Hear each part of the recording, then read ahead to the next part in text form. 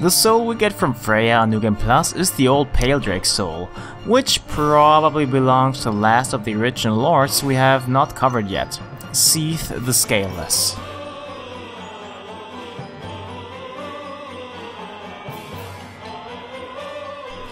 The first thing we can make of that soul is the Moonlight Greatsword.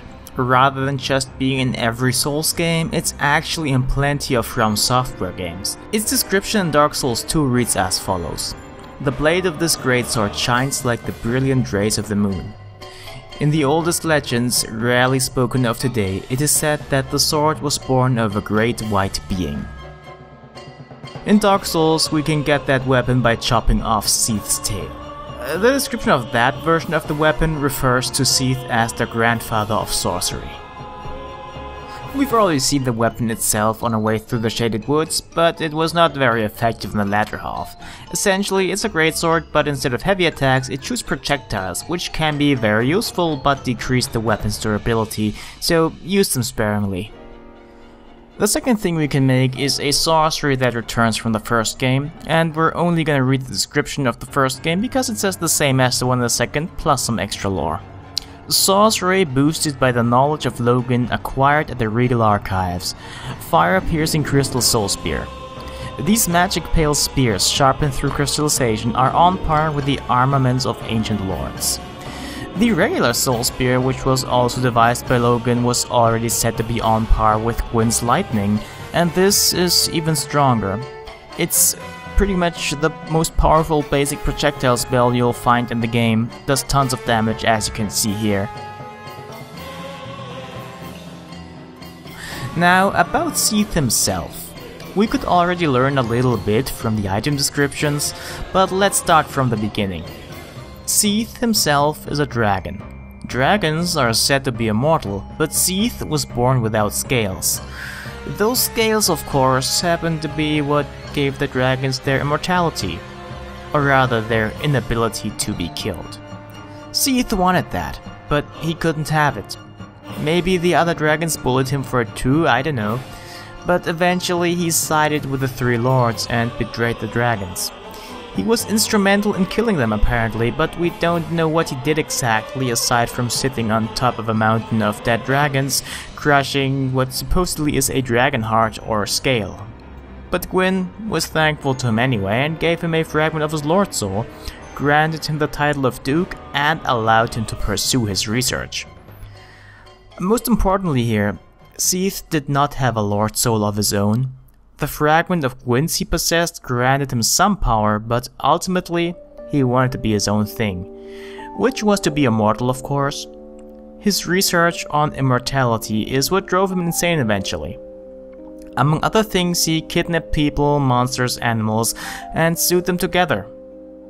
We don't know if that was before or after him turning crazy though. Seath's research did not only turn Seath insane, by the way. Big Hat Logan, a legendary sorcerer in the world of Dark Souls, made it his mission to find Seath's archives to study his research. In order to improve his own sorcery, Logan did just that. He went to the archives and succeeded in using the ancient art of crystallization to create crystal versions of existing spells he devised earlier. And of course, he did go insane in the process, and we can actually witness that in Dark Souls. And of course, Seath was not exactly friends with Gwyn's entire court. His existence raised some animosity, of course. Some dude named Havel had a big problem with him. Oddly, the problem he had was not exactly with his research, but the fact that Seath, as the inventor of sorcery, was a being of magic, and also a dragon. Havel hated sorcery and dragons so much that his entire equipment and every miracle he devised was only to protect him from magic damage. And maybe to insult dragons because his weapon was a dragon tooth. Eventually, Havel went hollow and was locked up in the base of a tower, or perhaps his hate for Seath was what prompted Gwyn to lock him up, and he turned hollow after that. The tower basement key that has the info of him being locked up has a sarcastic seeming remark stating that Havel was locked up for his, air quotes, own good, of course. But anyway, with Havel out of the picture, Seath went on with his research for immortality. Seath meant to achieve true immortality, but to our knowledge he did not achieve it. He had a primordial crystal stashed away in a cave made of crystals, which made it so his wounds healed as soon as they were inflicted, making the first encounter with him impossible to win, forcing you to die at least once, unless you did one really difficult sequence break. So yeah, we destroyed that crystal and Seath is now killable. So we killed him, bam, Seath dead. Or is he? Maybe Seath did achieve immortality in some way, but it was not his body that would live forever, but his soul. Maybe it was an unknown side effect of fusing his soul with a fragment of a Lord soul, or maybe it was an actual fruit of his research, we can't really know that. So what if Seath's soul lived on through the ages, influencing those around him to do crazy stuff? Like the Duke of Saldora, who apparently transferred his own soul into the body of a huge-ass spider. Or was forced to do so by Seath's soul that happened to be nearby. Once Freya is dead, we don't get the great soul embraced message we get when killing an old one. In fact, looking at the icon of Freya's soul, it's not the soul of an old one, it's just a regular boss soul. Instead, the great soul is found on the ground below the corpse of an ancient dragon. There's something later in the game that makes it clear that the dragon died during the war against the dragons rather than later, so that body can't be Seath's. But that dragon being the closest Seath's original form, it makes sense that the soul chose a dead dragon as a vessel. Or maybe he can't fuse with living things or things that aren't dragons because his soul is not a Lord soul but a dragon soul. Nachka and Tark are products of Seath's further experimentation, and his habit of combining things for reasons, I presume. Only instead of using serpentine things, he fuses things with arachnids now.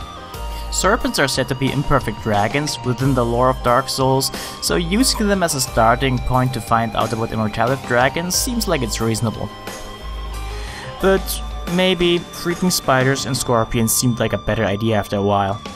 Well, at least we still have the crystal fixation, what with Brightstone Cove Saldora featuring crystals everywhere. And now we covered all of the original lords and how they relate to the current old ones. Well, not all of them, there technically is a fifth one, who found another soul, possibly the Dark Soul. It's the furtive pygmy, so easily forgotten. That last sentence, by the way, is the only thing that explicitly links a thing called the furtive pygmy to anything in the game.